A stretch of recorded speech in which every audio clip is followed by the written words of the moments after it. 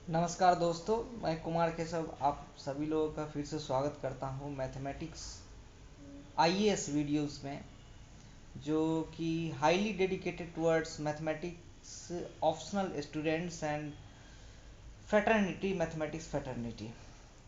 आज का जो वीडियो है वो हाईली डेडिकेटेड होगा पेपर टू की तरफ, जिसमें हम थोड़ी सी बात करेंगे कि पेपर टू में सिलेबस क्या है और उस सिलेबस के अंदर कौन कौन सा टॉपिक एवरेज टॉपिक है जिसको आप आराम से कर सकते हैं, कौन से टॉपिक थोड़े मॉडरेट लेवल हैं, और कुछ टॉपिक्स हैं जिनमें हाईली स्किल्ड आपको टेक्निक, मतलब जो टेक्निक्स होने चाहिए आपके हाईली स्किल्ड टेक्निक्स होंगे, तभी जाके आप कुछ क्वेश्चंस कर पाएंगे। जो जैसा कुछ क्वेश्चन प्रीवियस 2 सालों में, अगर हम 2015 और 16 की बात करें तो कुछ प्रश्न पत्रों में ऐसे क्वेश्चंस मिल रहे हैं। और अगर प्रश्न पत्र देखा है पिछले 2 सालों का, जो मैंने पिछले वीडियोस में कहा था कि एक बार एनालाइज करके आप देखें, तो अगर आप एनालाइज करें हैं तो फिर उस चीज़ का फिर आपको आज के वीडियो में बहुत फ़ायदा मिलने वाला है दोस्तों।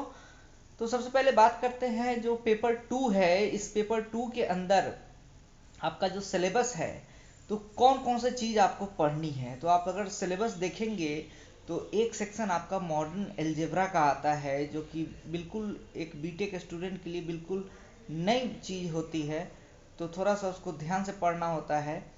तो इस मॉडर्न एल्जेब्रा को मैं इसको कैटेगराइज करता हूँ कि हाईली स्किल्ड टेक्निकल नॉलेज आपको चाहिए। मतलब जब तक आप अंदर डीपली रूटेड नहीं स्टडी करेंगे तब तक आपके इसके क्वेश्चंस नहीं हो पाएंगे एग्जाम में।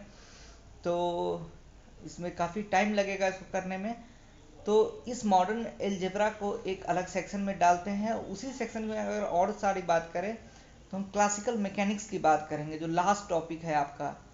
क्लासिकल मैकेनिक्स जो पेपर टू के अंदर जो लास्ट टॉपिक क्लासिकल मैकेनिक्स है, इसमें हैमिल्टोनियन लैग्रेंज निकालने का होता है। सिलेबस एक्सप्लिसिटली डिफाइन नहीं किया गया है, क्वेश्चंस इधर उधर से भी आते हैं। 2016 के अंदर कुछ प्रश्न पत्र, उस प्रश्न पत्र में 2016 में आप अगर देखेंगे तो एक हैमिल्टोनियन का एक क्वेश्चन है, जो हैमिल्टोनियन कैरेक्टरिस्टिक फंक्शन निकालने को पूछ रहा है, जबकि वो चीज़ सिलेबस में नहीं है। तो या तो आप बोलेंगे कि वो सिलेबस आउट ऑफ सिलेबस हो गया, तो ठीक है, आउट ऑफ सिलेबस हो गया। लेकिन अगर next 2 years, next years, year after year, अगर आपको जो भी एस्पिरेंट जो पेपर देने वाले हैं, अगर उनका क्या स्ट्रेटजी होना चाहिए इन सब टॉपिक्स को लेकर, अगर मान लिए हम एल्जेब्रा ले, अगर ये क्लासिकल मैकेनिक्स ले, सेम वे अगर तीसरी चीज़ देखें तो हाइड्रोडायनामिक्स है। तो ये जो ट्रायो है आपका अलजेब्रा का, हाइड्रोडायनेमिक्स और क्लासिकल मैकेनिक्स का, ये पेपर टू को लिटिल बिट टफर बनाता है as compared to paper one. So what should be our strategy to deal all this topics and score good marks in paper 2?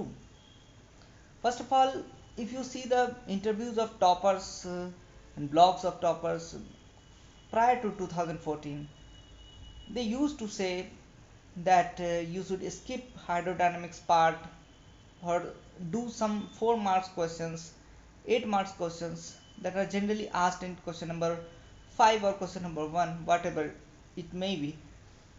So that trend of attempting the question is not so much convincing in nowadays preparation. From 2015 onwards, I have seen that pattern is changing towards the tougher side of this paper. The questions which are being appeared in the last 2 years, from these three sections only, I am again saying the three sections which are algebra, hydrodynamics and classical